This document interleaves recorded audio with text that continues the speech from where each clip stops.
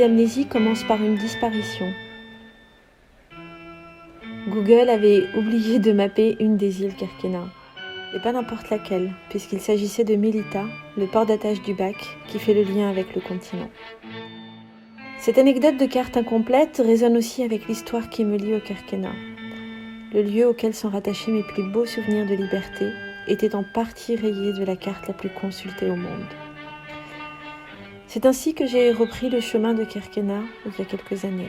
J'avais en tête des images, des rencontres, des lieux. J'ai fait le voyage avec ce qu'il restait de mon regard et de mes sensations d'enfant. De loin, mes souvenirs de vacances les plus intenses et les plus joyeux. L'aventure commençait par le trajet en voiture, où s'entassaient enfants, adultes et bagages mal ficelés. Il y avait aussi ces serviettes humides, coincées dans les portières pour estomper le soleil brûlant.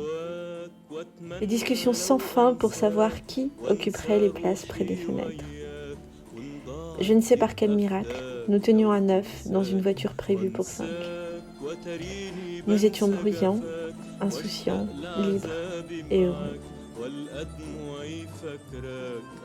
Bien sûr, quand adulte, j'ai retrouvé Kerkennah, il ne restait plus grand-chose de mes souvenirs d'enfance, même si la petite fille en moi était toujours là, avec le même besoin de liberté.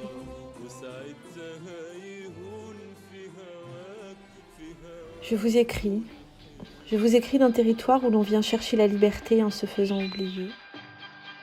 Je vous écris d'un archipel balayé par le sirocco et le souffle des amnésies successives. Je vous écris d'un territoire blessé par l'histoire et livré au temps qui passe. Ici, on rencontre des lieux comme on rencontrerait des personnes. Ils sont parfois vides, mais toujours habités. Les murs transpirent les résistances et les abandons répétés, les soubresauts de la grande histoire et ceux des petites. Je vous écris d'un petit territoire qui pourrait incarner à lui seul l'amnésie collective de tout un pays.